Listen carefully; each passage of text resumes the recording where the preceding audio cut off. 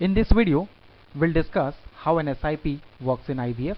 The disclaimer is that it's not related to the treatment cost, but there's a very important, a very fascinating, and a very exciting stuff which we're going to discuss in this video.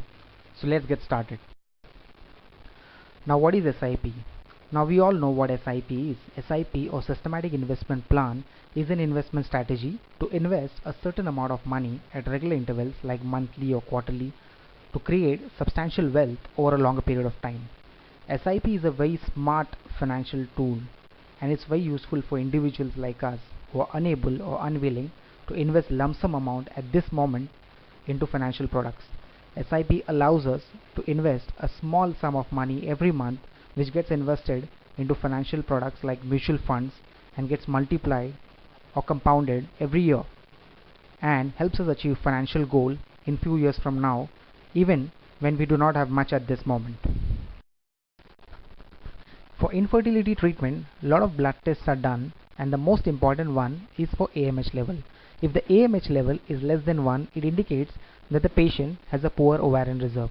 Patients with poor ovarian reserve usually are poor responders and produce very few eggs, sometimes even just one egg, and eventually resulting in just one embryo.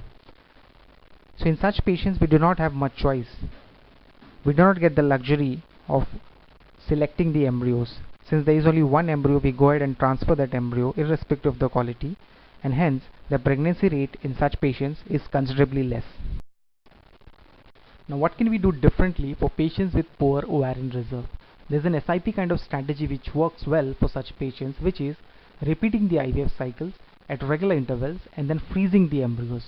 Not doing the embryo transfer, not transferring the resultant single embryo, but freezing them every month and then creating a pool of embryos. So the patient undergoes IVF cycle every month, and then we freeze single embryo every month to create a pool of embryos. So in a way, the patient invests single embryo every month to create a rich pool of embryos for themselves, and then we can pick and choose the best embryos for the transfer, and thereby increasing the chances of conception. Now, where else does SIP work in IVF? Well, it's fertility preservation.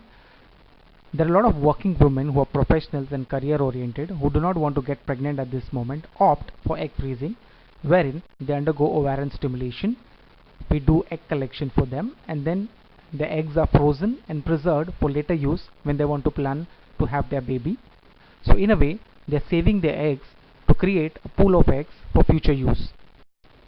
Now, it also works for sperm preservation, wherein patients opt to freeze their sperm sample to preserve their fertility, especially patients with cancer who are undergoing chemotherapy, which can affect the quality of the sperms or even production of the sperms. It is very important that we freeze their sperm sample and preserve their fertility. So in a way, they're saving their sperm samples at regular intervals to create a pool of sperm samples for future use.